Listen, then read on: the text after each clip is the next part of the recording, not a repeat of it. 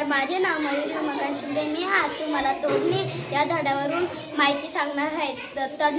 तोडणी धड्याचे लेखक दत्तात्रेय आहे. ह्या लेखकांनी ऊस तोडणीच्या लोकांबद्दल हा प्रसंग लिहिलेला आहे. हा प्रसंग इतका छान आहे की तुम्हाला ऐकूनच त्याची गोडी लागेल. एक कुटुंब राहत होतं. ते कुटुंब ऊस तोडणीसाठी चाललेलं होतं. तर त्यांना परक्या गावात जायचं होतं. त्याच्यामुळे सगळ्यांच्या डोळ्यासमोर फक्त ऊस दिसत होता. असं करता करता ते एका गावात आले व तेथे त्यांच्यामध्ये एक मुलगा व एक मुलगी होती. ते तारा आणि शंकर यांना उमगलंच नाही की आपण केव्हा या गावात आलो. आणि मग ते त्या गावात पोहोचले आणि मराठी शाळेजवळ गाड्या उभ्या केल्या. लोकांनी बैल घेऊन पाण्यावर गेले व महिलांनी गाडीजवळ चुली पेटवल्या व लहान मुलं कळशा बादल्या घेऊन पिण्याच्या पाणी आणण्यासाठी गेले. तारानं भाकरी थापून पिठलं टाकलं आणि भाकरी थापून पिठलं टाकलं. सगळ्यांनी पिठलं पोटात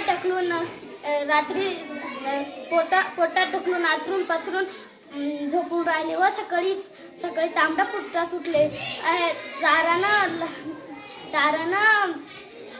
तारानं वसंतला चहा घ्यायला. हा घ्या चहा घ्या.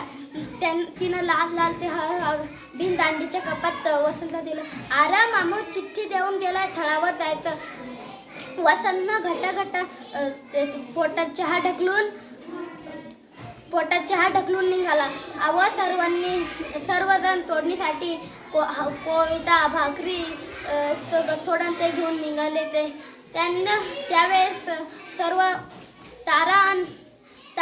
मीरा आणि वसंतने मोळ्या बांधल्या आणि तारा आणि शंकरने ऊस तोडला.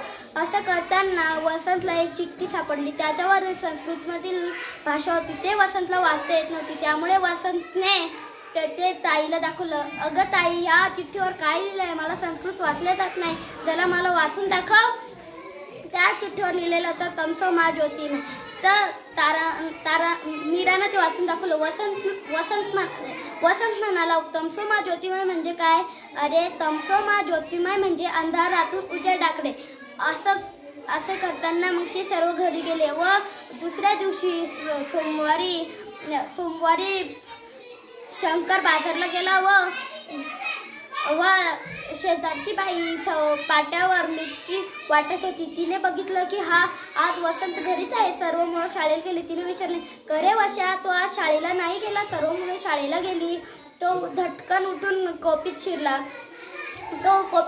आणि मग तिनं त्याच्या आईला आवाज दिला. म्हणजे त्याने ताराला आवाज दिला. अगं तारा, तुझा मुलगा शाळेत नाही गेला? तारा ती म्हणाली, नाही. धन्यवाद.